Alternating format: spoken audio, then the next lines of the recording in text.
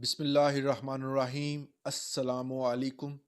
शहरी इलाकों में और दही इलाकों में जो आबादी है इसके तनासब को देखते हुए अंग्रेज़ों ने जाने से पहले जो हदूद बंदी की थी पाकिस्तान की और जो हमारे साथ हमारा हमसाया मुल्क इंडिया है उसकी, वो हदबंदी वैसे भी है वैसी है और उसमें कोई भी तब्दीली जो है वो देखने को नहीं आई।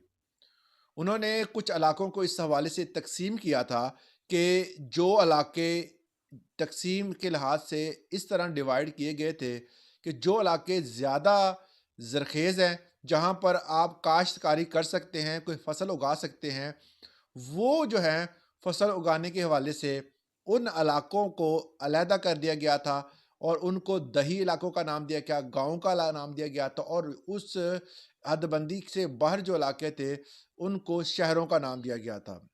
क्योंकि जो दही इलाके थे, जो गाँव थे, उनको फैसिलिटीज़ जो दही इलाके थे मतलब गाँव था, उनको फैसिलिटीज़ दी गई थी, सहूलियात दी गई थी और जो शहरी इलाके थे, उनको अलग तरह की सहूलियात दी गई थी। टैक्सों का निज़ाम तब नाफ़िज़ किया गया था और तब टैक्स जो थे वो उन पर जो बंदे बेवाई करते थे, जो बंदे अनाज उगाते थे, उन पर कम था और शहरों में ज़्यादा था। अब उन्होंने एक ऐसी लकीर लगाई थी जो अगर आप नक्शे में देखें, तो नक्शे में वाज़िया तौर पर ये आपके सामने मैं एक नक्शा दिखा रहा हूँ, ये मैंने खुद थोड़ा-सा उसको हाइलाइट किया है। इसमें आपको नज़र आ रहा होगा कि लाल लकीर लगी हुई है। अब इस लाल लकीर, इस रेड लाइन को इसलिए लगाया गया था कि इसके अंदर जो इलाके हैं, वो इलाके सिर्फ़ और सिर्फ़ दही इलाके होंगे और वहाँ पर अगर आप रजिस्ट्री ना करवाना चाहें, तो वो नहीं करवा सकते और उन इलाकों में आप इंतकाल के ज़रिए ही ट्रांसफ़र करवा सकते हैं। अब ये जो लाइन थी, जो ड्रॉ की थी उन्होंने मुकम्मल लाइन, इस लाइन में एक मामला ये हुआ कि इस लाइन के नीचे जो प्रॉपर्टी थी, वो कब तनाज़े का बाइस बनी। अब उस लाइन में जो प्रॉपर्टी थी वो ना शामिल थी दही इलाके में, ना वो शहरी इलाके में शामिल थी। अब उस प्रॉपर्टी के हवाले से अब जो है एक नोटिफ़िकेशन सामने आया है। उसके मुताबिक बहुत सारे पटवारी और बहुत सारे ऐसे तहसीलदार और अमला जो है रेवेन्यू डिपार्टमेंट का, वो मिल मिला के ज़मीनों को, जो दही ज़मीनें हैं और जो शहरी ज़मीनें हैं, उनके सिर्फ़ इंतकाल दर्ज कर रहा था। और इस हवाले से बाकायदा वाज़ह नोटिफ़िकेशन में लिखा हुआ है कि उन प्रॉपर्टी के इंतकालात और लाल लकीर वाली प्रॉपर्टी के इंतकाल आप दर्ज नहीं कर सकते। पहले होता था इंतकाल पे काम चल जाता था, मगर अब जो है वो इंतकाल सिर्फ़ प्रॉपर्टी का गाँव में हो सकता है, मुमकिन है, मगर शहरों में तो फ़िलहाल बैन है, कोई इंतकाल पर प्रॉपर्टी ट्रांसफ़र नहीं होती, रजिस्ट्री करवाना पड़ती है। नंबर 2 पे अब मामला आ जाता है लाल लकीर का। अब लाल लकीर के अंडर जो है वो जो उन्होंने हदबंदी की थी मुकम्मल तौर पर, उसके अंडर जो ज़मीन थी वो सिर्फ़ और सिर्फ़ जिस बंदे के अंडर थी, वो उसी की थी। अब आप सोच रहे होंगे कि उसके साथ जो बंदे की प्रॉपर्टी है, वो बंदा कहेगा जी मेरी है।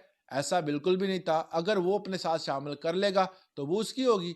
तो एक कानूनी तौर पर ये जो हदबंदी हुई थी, इसमें जो लाल लकीर वाली प्रॉपर्टी थी, ये प्रॉपर्टी जो थी, वो सिर्फ़ और सिर्फ़ उस बंदे की होती थी, जिस बंदे के कब्ज़े में होती थी।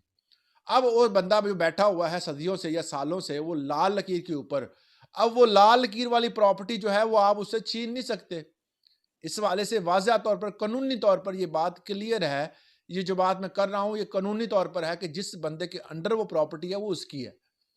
लाल लकीर वाली प्रॉपर्टी जो है वो सिर्फ़ और सिर्फ़ ट्रांसफ़र हो सकती है, वो सिर्फ़ कैसे हो सकती है? स्टैम्प पेपर लें और स्टैम्प पेपर दूसरे के नाम पर ट्रांसफ़र कर दें। अब मेरा कब्ज़ा है, फ़र्ज़ कर लें, अगर मैं ट्रांसफ़र करना चाहता हूँ किसी दूसरे दोस्त के नाम, तो मैं अपने प्रॉपर्टी का कागज़ बनाऊँगा, स्टैम्प पेपर लूँगा, उस पे लिखूँगा जी मैं अपनी मलकियत इसे देता हूँ, वो चला जाएगा। इस तरह stamp paper two stamp paper वो लाल लकीर वाली प्रॉपर्टी ट्रांसफ़र होती है। मगर ये है उसकी लीगल वैल्यू कोई नहीं है। कल को कोई जो आपसे ज़्यादा ताकतवर है या कोई ऐसा बंदा आकर आपको उठाकर वो बैठ जाता है, कब्ज़ा कर लेता है, अदालतों में ऐसे केस आते हैं।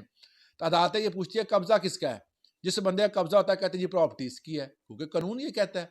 आप कानून के आगे तो नहीं खड़े हो सकते। तो बेहतर यही है कि ऐसी प्रॉपर्टी को ना खरीदा जाए, क्योंकि जबर और यहाँ पर जो 2 नंबरी है पाकिस्तान में बड़ी अरूज पर है। जब वो आप ऐसा करते हैं तो वो दूसरा बंदा आ जाता है, जी ये स्टैम्प पेपर देख लें। अब आप स्टैम्प पेपर किस-किस का जुटाएँगे? अगर एक बंदा कह रहा है जी 10 साल पहले जी फलाँ बंदे ने मुझे दे दी थी और आपने क्यों ली है? तो लड़ाई झगड़ा वहीं शुरू हो जाता है। ऐसी प्रॉपर्टी कभी नहीं खरीदनी चाहिए। अगर आपको कहीं आप इतने हैं कि आप उसको सँभाल सकते हैं, उसके हवाले से उसको इतनी ताकत रखते हैं कि उसको आप अपने कब्ज़े में रख सकते हैं, तो आप ऐसी प्रॉपर्टी खरीद लें। इसकी इस प्रॉपर्टी की जो है वो रजिस्ट्री नहीं होती, सिर्फ़ स्टैम्प पेपर होता है, वो भी अपनी बिहाफ़ पे बनाया होता है और उसी पे ये सारा कुछ चलता है। इस हवाले से कुछ सवाल हो तो कमेंट सेक्शन में ज़रूर पूछिएगा। मेरे चैनल पे नए हैं तो इसको सब्सक्राइब ज़रूर कीजिएगा। इजाज़त दीजिएगा। अल्लाह हाफ़िज़।